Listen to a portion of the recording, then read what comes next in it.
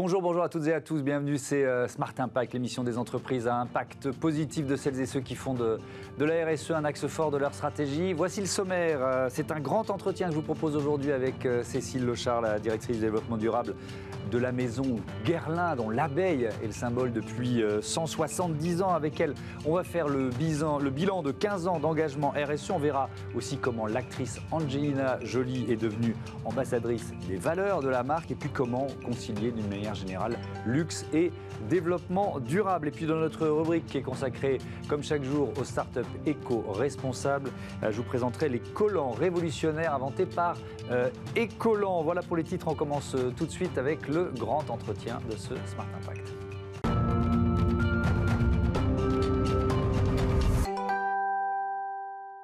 Bonjour Cécile Lochard, bienvenue. Bonjour. Heureux de vous retrouver sur ce plateau. Vous êtes donc la directrice du développement durable de la maison Guerlain. Vous menez depuis longtemps une réflexion sur ces sujets puisque vous avez publié un livre sur le luxe et le développement durable. C'est en 2011. Est-ce que, bon, on peut dire que vous étiez une pionnière à l'époque. Est-ce que dans le milieu luxe, on vous regardait un peu comme une extraterrestre aussi ? C'est très bien résumé, c'est très bien introduit. Oui. Parce que en plus, par ailleurs, j'arrivais du WWF, donc d'une ONG, avec un passé effectivement dans la finance. Donc Dieu merci, ça m'avait un peu sauvée pour aller mener les interviews qui étaient nécessaires à la rédaction du premier ouvrage sur le sujet. Et aujourd'hui, effectivement, il y a même plus de questions puisque le titre de l'ouvrage était Luxe et développement durable, la nouvelle alliance. Je m'étais interrogée à mettre un point d'interrogation et aujourd'hui, c'est un point d'exclamation. Oui, c'est un point d'exclamation. Est-ce que c'est un milieu qui a été plus difficile à évangéliser, je mets des guillemets, que d'autres sur ces questions de... Je ne pense pas que ce soit un sujet d'évangélisation, c'est même plus et un sujet de communication, en réalité. Parce que, arrivant d'une ONG environnementale, c'est vrai que j'avais un petit peu mon bâton, voire même la pancarte, mes pancartes de manifestantes. Ouais. D'activiste et en réalité j'ai réalisé au travers des interviews qui m'ont été accordées et déjà c'était une gageure, eh bien qu'il y avait énormément d'actions qui étaient menées. En revanche, en toute pudeur, pour ne pas dire dans un secret total, mais finalement est aussi conforme à l'ADN du luxe, consubstantiel, quoi, le secret de fabrication. Et finalement, il s'étendait même aux excellentes pratiques qui étaient déjà menées, ce secret de fabrication, avec, encore une fois, assez peu de programmes audibles sur le sujet à cette époque. Ouais, alors si on se concentre, on y reviendra là-dessus sur la communication, mais si on se concentre sur la maison Guerlain, de quand il date ce virage RSE et qu'est-ce qu'il contient en quelque sorte ? Alors le virage, et effectivement ça c'est assez singulier au sein de la maison Guerlain qui est donc une maison du groupe LVMH. Elle a été l'une des premières à structurer sa démarche de développement durable il y a 16 ans. En réalité, 15 ans dans son entièreté, et en fait, cette année, on entre dans les 16 ans de la démarche développement durable. Donc, ce qui fait de la maison une pionnière sur le sujet. Et pour être tout à fait sincère et transparente, l'accélération date d'il y a 4 ans. C'est-à-dire qu'on a commencé à travailler, bien entendu, plutôt sur l'éco-conception des packaging, avant d'attaquer la formule purement il y a 4 ans, la transparence et la traçabilité, et également il y a 4 ans avec la création de la première plateforme de transparence et de traçabilité, je dis dans le secteur de la beauté de luxe, mais je crois même que c'était la première dans le secteur de la beauté et la première dans le secteur du luxe, avec un accès offert à tous les clients de la maison et l'audience au sens large, aux coulisses des créations, des produits Guerlain, des ingrédients, aux composants, le nom des fournisseurs, et ensuite, bien entendu, toute la fin de vie qu'on propose aux clients. On y revient sur cette question de communication et de transparence, ça se rejoint évidemment. L'abeille qui est devenue le symbole de la marque, je le disais en titre, il y a 170 ans avec le flacon iconique, ça nous amène au premier pilier de la transformation écologique. Il y en a 4 identifiés et portés chez Guerlain: biodiversité, innovation durable, climat et engagement sociétal. On va essayer de les détailler. Sur la biodiversité, on va parler des abeilles après, mais peut-être sur le sourcing, comment vous sourcez vos ingrédients ? Tiens, c'est quoi le principe de la démarche ? Alors, je vais commencer par vous dire quelque chose qui peut paraître un peu étonnant, mais qui est très symptomatique aussi de l'accélération que vit le secteur du luxe. Il y a quelques années encore, les labels, les normes, les certifications, c'était un gros mots dans le secteur. Et aujourd'hui, notamment sur le sourcing durable de nos ingrédients iconiques, mais aussi ce qu'on appelle nos commodités, c'est-à-dire nos grands volumes, on applique une démarche drastique, une démarche d'audit et de certification. Enfin, plutôt d'audit pour l'instant, en allant viser la certification d'ici 2026 de toutes nos filières d'ingrédients, et ce sont les plantes à parfum, la vanille de Madagascar, l'ilang des Comores, le vétiver d'Inde, le vétiver d'Haïti. Bon, Guerlain source dans le monde entier depuis sa création. Donc ça suppose d'accompagner, le miel, l'orchidée, mais ça suppose les exploitants locaux, les agriculteurs, les agricultrices. Nos fournisseurs, nos agriculteurs, effectivement, la main qui cultive, il faut les accompagner au travers de plusieurs critères. Et Guerlain ne peut pas être la seule maison décisionnaire et arrogant que l'on source de façon durable. Ce qu'on aimait aussi à dire, puisqu'on a une chance qui est considérable chez Guerlain, c'est qu'on a un maître parfumeur, Thierry Vasseur, dans la lignée de tous les parfumeurs de la maison, qui passe la moitié de son année sur le terrain auprès des fournisseurs, qu'il appelle donc ses partenaires. Mais encore une fois, ça reste des fournisseurs. Et aujourd'hui, et plutôt depuis 2 ans et demi, on s'est adossé à l'ONG la plus référente en matière de sourcing durable des ingrédients en provenance de la biodiversité, et qui s'appelle l'UEBT, pour Union for Ethical Biotrade. Et parmi les 7 grands critères du cahier des charges et de l'analyse des audits de l'UEBT, 5 concernent le bien-être des collaborateurs, des cultivateurs, des farmers, ce qu'on appelle aussi les pickers, les cueilleurs, et 2, le respect de la biodiversité. Donc vous voyez, c'est finalement presque plus sociétal qu'environnemental. Sur les abeilles, vous étiez, il y a un programme qui est assez majeur. On va rappeler que l'abeille est une espèce qui est menacée par les pesticides, les néonicotinoïdes. On en a parlé dans l'actualité il y a peu de temps avec la décision européenne de la Cour de justice, les pratiques de l'agriculture intensive. Parfois, cette agriculture, vous en avez besoin pour certaines matières premières. Donc, comment vous gérez justement cette contradiction qui n'est peut-être qu'apparente ? Ah non, vous avez complètement raison. C'est au cœur de notre sujet. Et l'abeille n'est pas juste un écran de fumée, un alibi, et puis finalement juste une action que l'on aurait placée au sein d'un programme philanthropique, en l'occurrence le Guerlain for Bees Conservation Programme, auquel on dédie 1 million d'euros par an. Non, elle est au cœur de ce qu'on fait également. De par la raison, bien entendu, de la pollinisation. Sans abeilles, et pour être très utilitariste, sans abeilles, il n'y aurait plus de fleurs, plus de plantes à fleurs, plus de miel ni de gelée royale, qui sont aussi des actifs très précieux dans l'univers de la formulation chez Guerlain. Non, pour être beaucoup plus pragmatique, il n'y aurait plus vous, plus moi, puisqu'on dépend, la sécurité alimentaire mondiale dépend de l'abeille. Mais ça, c'est un fait. Lorsqu'il s'est agi, justement, en 2020, vous avez évoqué les néonicotinoïdes, qui sont interdits par la communauté européenne. Et vous vous souvenez très bien, comme moi, en plein confinement, on apprend qu'il y a une dérogation sur les terres françaises. Et là, tout de suite, branle-bas de combat chez Guerlain, on s'interroge, on se dit, mais on ne peut pas, de la main droite, dédier et créer un partenariat, enfin, 15 partenariats en faveur de l'abeille dans le Guerlain for Bees Conservation Programme, et puis, de la main gauche, continuer à sourcer notre commodité, finalement, notre gros volume, qui est l'alcool, pour nos fragrances, un alcool qui va être donc un alcool blindé de néonicotinoïdes, qui est le pesticide le plus incriminé quant à la santé et la mauvaise santé des abeilles. Ce n'est pas possible. Donc on a fait transitionner notre fournisseur vers de l'alcool de betterave, donc bio. Et nous avons réalisé, à la faveur du relancement de notre gamme Aqua Allegoria, c'est une gamme de 12 colognes très connue, c'est une franchise très connue chez Guerlain, c'est un best-seller. Donc l'an passé, que nous avons annoncé par conséquent qu'il était formulé à base d'alcool de betterave bio.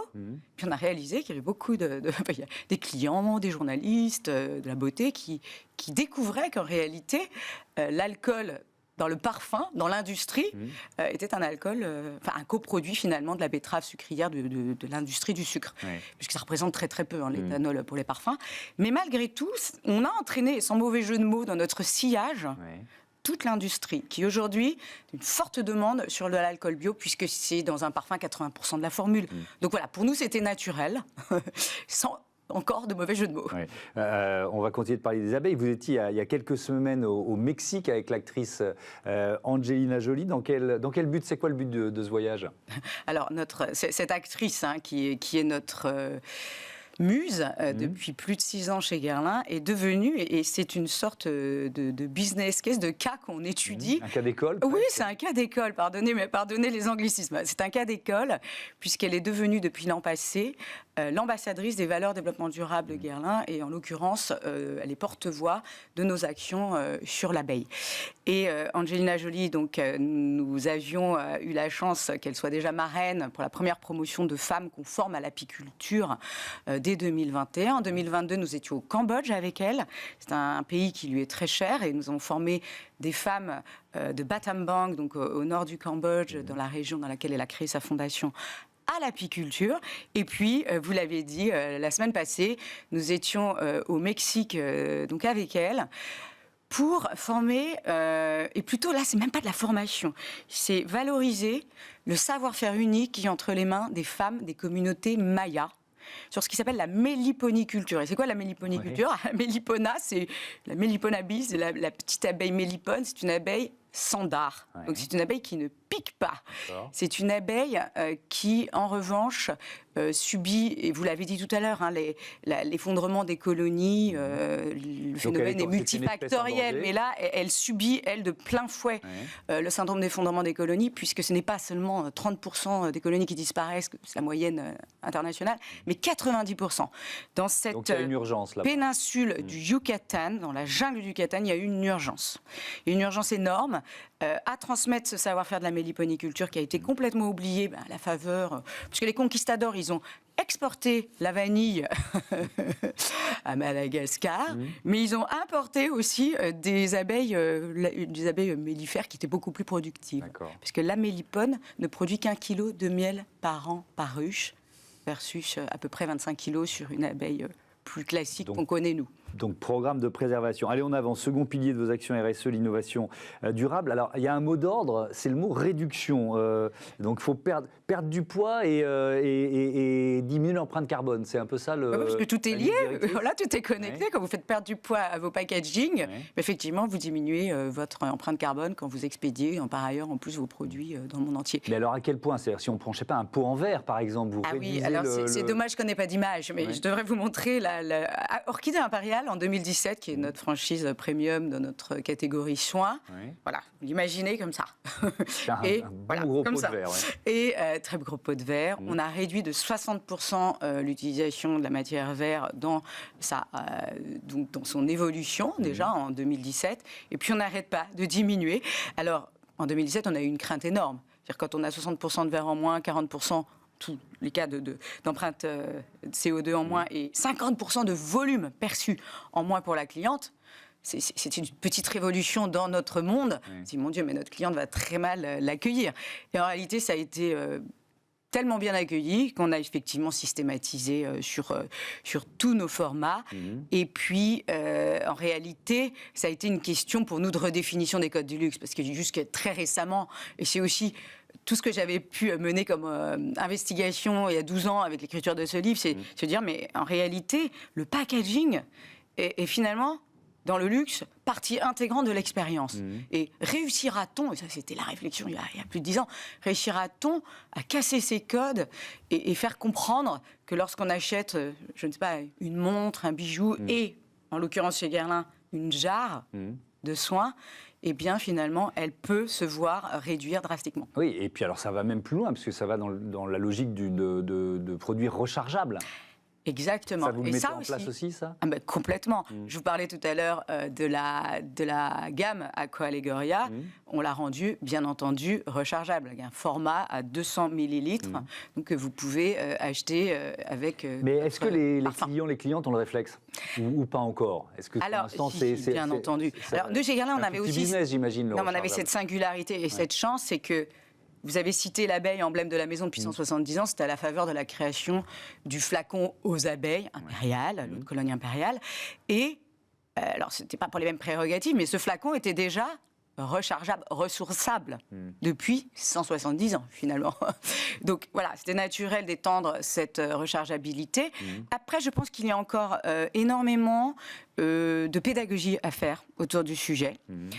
Mais très sincèrement, il y a une évolution de la part de l'état d'esprit de nos clients aujourd'hui qui ne comprendraient pas qu'on ne propose pas ces offres rechargeables.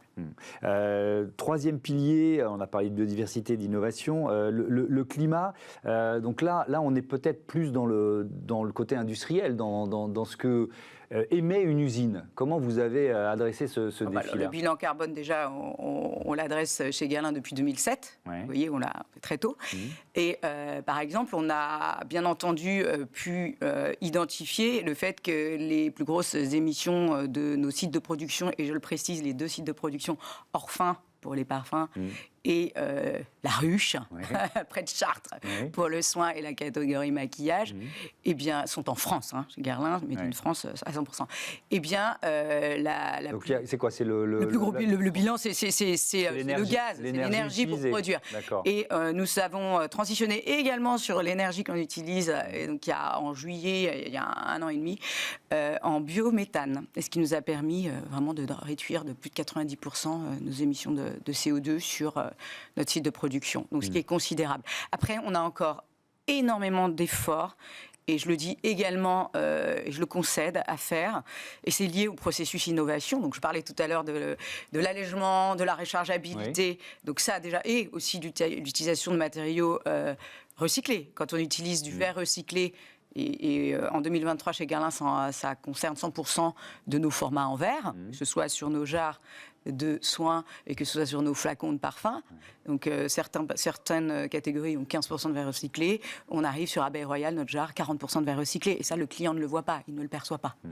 Eh bien, ça aussi, ça contribue bien sûr à des économies de CO2. Mais l'effort où je voulais vraiment revenir en toute transparence, c'est notre processus d'innovation, c'est le faire à temps, c'est-à-dire arriver à livrer nos produits à nos marchés qui les attendent à temps. Et malheureusement, donc, on est souvent en retard et on dépend. C'est ça ? Et bien sûr, le fret, on dépend. Et 50% de notre empreinte écologique aujourd'hui, nos émissions de CO2, notre empreinte climat, elle est due à l'envoi, encore beaucoup trop systématique par air. D'accord, donc l'objectif, c'est de réduire la part du fret aérien. Ratio air-mer, en faveur de la mer. Au profit du maritime. Mais alors, j'ai lu aussi que vous testez du train longue distance, en quelque sorte. Oui, on le fait dans le cadre du groupe LVMH. Je ne peux pas encore en dire trop, mais effectivement, les résultats sont assez intéressants et vertueux sur Europe-Asie. Europe-Asie en train pour transporter les produits LVMH. Ok, donc ça, c'est un défi à suivre de votre côté. Voilà, avec plaisir. On pourra en reparler. Sur l'impact sociétal, et on revient à Angelina Jolie, il y a les B-Schools. Alors, c'est quoi ? Si j'ai bien compris, les collaborateurs, les salariés et collaboratrices de Guerlain qui vont pouvoir porter la bonne parole dans des écoles, c'est ça en Vous avez tout dit sur la cause de la on passe à la suite. Sur sa connaissance. C'est un programme qu'on a créé il y a 4 ans et jusque très récemment, donc en toute discrétion. Je tiens à préciser qu'un collaborateur Guerlain, lorsqu'il appelle un directeur, donc les 3700 collaborateurs sont obligés de faire leur B-School. C'est notre devoir. Donc une journée par an, donc en France, c'est sur la base légalement du congé solidaire, et puis dans les autres pays, c'est encore une fois, c'est une journée que l'entreprise offre à ses collaborateurs sur la base du bénévolat pour aller donc dans les écoles. Et on l'a fait, donc je précisais, jamais excepté le directeur de l'école, personne ne sait que nous sommes des collaborateurs de la maison Guerlain. C'est-à-dire devant les enfants, il ne sera jamais question, bien entendu, de faire la promotion de nos produits. D'accord. Mais alors, quand Angelina Jolie débarque dans une école, ça s'est passé où et comment ? Ça s'est passé à Clichy-sous-Bois. Guerlain et plus largement le groupe LVMH a des relations très fortes avec la mairie de Clichy-sous-Bois et de Montfermeil. Et depuis plus de 15 ans, sur des programmes d'inclusion, diversité, et donc nous avons choisi d'aller offrir cette session B-School avec notre ambassadrice Angelina Jolie, qui avait déjà testé ce programme au Cambodge auprès des petits éco-rangers qu'elle forme dans le cadre de sa fondation. Et les enfants, pour être très sincère avec vous, c'était des CE2, ne connaissaient pas Angelina. Il y en a juste un à la fin qui a émis la possibilité que ce puisse être maléfique. Il a fait le lien.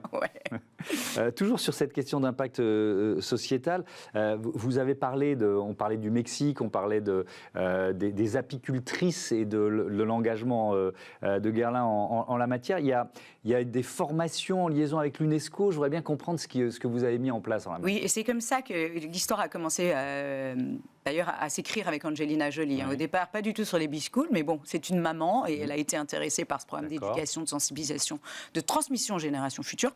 Mais à l'origine, elle a vraiment souhaité soutenir, parce qu'elle est une ardente défenseuse de la cause des femmes, de leur autonomisation, ce qu'on appelle l'empowerment en anglais. Et donc ce programme Women for Bees, effectivement, vise à la formation de femmes à l'apiculture dans le monde entier, dans les réserves de biosphère de l'UNESCO. Et au fur et à mesure, nos filiales dans le monde entier nous ont aussi identifié la possibilité, en partenariat avec des associations référentes locales, de former des femmes. Et lorsque ce n'est pas dans des réserves de biosphère de l'UNESCO, eh bien, nous avons tout de même accepté. Et par exemple, notre filiale italienne qui a travaillé avec CONAPI, une association de Bologne, nous avons déjà formé 12 femmes l'an passé, de nouveau 12 cette année, et 2 d'entre elles sont calabraises et donc vont pouvoir installer leur ruche au pied de nos arbres de bergamote, nos bergamotiers avec lesquels nous sommes en... Non mais vous voyez, là il y a un cercle vertueux de pollinisation des récoltes aussi et des ingrédients naturels de la maison. Je vais terminer sur... on a pas mal parlé de communication et de transparence et finalement du fait que de plus en plus les maisons de luxe, au-delà de Guerlain, osent mettre en avant leur programme RSE. Je voudrais qu'on termine avec les campagnes publicitaires, parce que l'impact d'une campagne publicitaire, ça peut être, et surtout dans le luxe, on a tous en tête des campagnes totalement un peu dingues, quoi. Ça peut être un impact réel. Comment vous êtes en train de faire évoluer ça aussi? Comment ? Oui, et également à la faveur du lancement d'Aqua-Allegoria, de nouveau. Ça a été vraiment un porte-drapeau, notre engagement à 360 degrés. Il s'est trouvé que nous avons proposé au président de notre Sustainable Board, le comité éthique externe, qui challenge notre COMEX chaque année, enfin 2 fois par an. Donc c'est Yann Arthus Bertrand. Et on lui a proposé, on lui a dit, écoute Yann, est-ce que tu accepterais pour la première fois dans ta carrière de réalisateur, en plus d'être un défenseur de l'environnement, d'être un écologiste survenu, un très bon photographe, comme vous le savez, Yann réalise aussi des films. Est-ce que tu accepterais de shooter pour la première fois une campagne publicitaire d'un parfum au grand Dieu, jamais. Ça a été sa première réponse.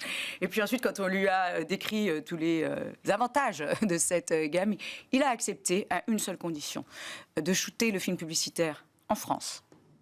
Et par ailleurs, d'accepter aussi qu'on recycle des images de La Terre vue du ciel, de Legacy. Alors ça, c'est assez inédit pour une maison de luxe. En général, on aime bien la nouveauté. Et puis, ce qui était nouveau aussi, c'est de s'interroger sur, effectivement, comme vous l'avez dit, l'impact des campagnes. Et on a par conséquent, établi un comparatif, c'est-à-dire sur la même franchise, avec un imaginaire, donc toujours Aqua-Allegoria, c'est un imaginaire qui est très lié aux fleurs, qu'on voulait donc voir filmer en janvier-février. Yann nous a dit, vous êtes gentil, on attendra en France un beau champ d'iris au nord de Marseille en juin ou juillet, et puis une très belle cascade dans les Cévennes. Et là, le maire du village nous a interdit de révéler le nom du lieu. Et puis on a calculé, on a émis 10 tonnes de CO2 dans la production de cette campagne, à la faveur des transports en réalité, puisqu'il y a 50 personnes. Et la précédente était de 250 tonnes. Donc c'est 20 fois moins. Merci beaucoup d'être venu nous présenter vos actions RSE. Merci Cécile Lechard, à bientôt sur Bismart. On passe à Smart Ideas tout de suite.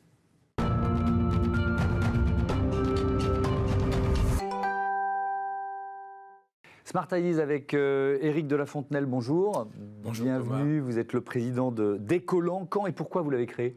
Déjà, merci de nous recevoir. Et on a créé Ecolan en 2019 en partant d'un constat relativement simple, c'est que le collant, il s'en vend à peu près 130 millions par an en France. C'est le textile qui a la durée de vie quasiment la plus courte, c'est-à-dire qu'on le porte 3-6 fois et c'est jeté à la poubelle. Et qui dit jeté à la poubelle veut dire enfoui ou incinéré.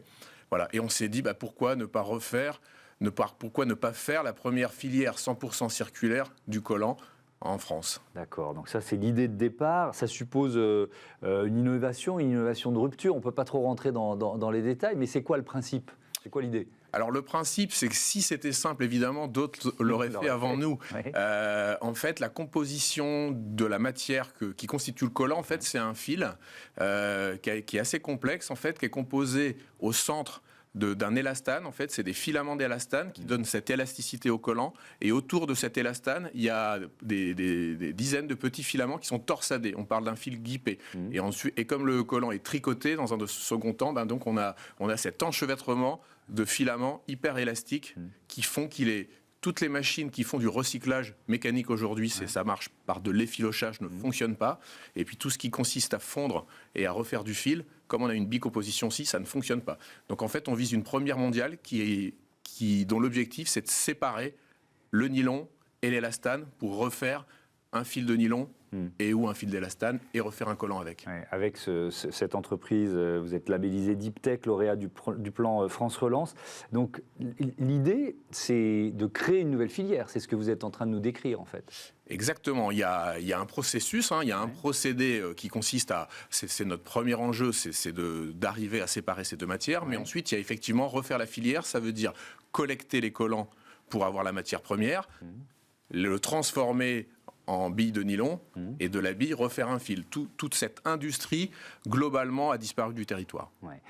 Ce nylon, il peut être recyclé combien de fois? Je ne sais pas si vous avez la réponse à la question, mais quel est l'objectif? C'est une bonne question, puisqu'en fait, effectivement, parmi nos voies, on a une voie, on va dire, à échéance courte, qui fera notre premier fil recyclé. On l'espère avant la fin de l'année, là, une première bobine à l'échelle laboratoire. Là, on pense qu'on pourra recycler 2 ou 3 fois le collant. Et on a une deuxième filière de recherche avec d'autres laboratoires qui a échéance un peu plus longue, sur lequel on travaille sur la recyclabilité dite à l'infini, c'est-à-dire qu'on on refait un nylon, un monomère de nylon qui permettra d'être recyclé à l'infini. Ouais. Le brevet est en cours de dépôt. C'est un gisement potentiel. Là, vous parliez de la France, mais c'est un gisement potentiel énorme dont on parle. Alors les chiffres mondiaux, je les ai pas en tête, mais en France, on parle de 7000 tonnes de nylon. Au prix du nylon et au coût d'extraction de pétrole, donc c'est à peu près le double. Effectivement, c'est un gisement assez énorme et sur lequel les usages en plus du nylon peuvent être évidemment dans le collant lui-même, mais aussi évidemment dans énormément de matières textiles. Donc vous êtes dans la phase de brevet, développement industriel, mais il y a déjà un premier partenariat qui a été signé avec la marque Divine Paris. Ça consiste en quoi? Alors en fait, nous, on essaie effectivement de nouer des partenariats avec les grandes marques. Donc avec Divine Paris, on travaille principalement sur la collecte de collants. En fait, on s'associe avec des marques, aussi avec des enseignes, par exemple de la grande distribution, pour faire en sorte d'avoir changé les mentalités en fait des consommateurs et des consommatrices, pour faire en sorte que de jeter plutôt le collant à la poubelle, d'aller le déposer dans un bac de recyclage. Et donc on a des opérations en cours là dans une centaine de magasins, de grandes enseignes de distribution, avec contre un coupon d'achat d'un collant neuf, on ramène 5 ou 10 collants qu'on va pouvoir déposer dans une borne. Merci beaucoup d'être venu nous présenter Ecolan. Bon vent à votre entreprise, Éric de la Fontenelle. Voilà, c'est la fin de ce numéro de Smart Impact. Merci à toutes et à tous de votre fidélité et merci aux équipes de Bismart. À très vite.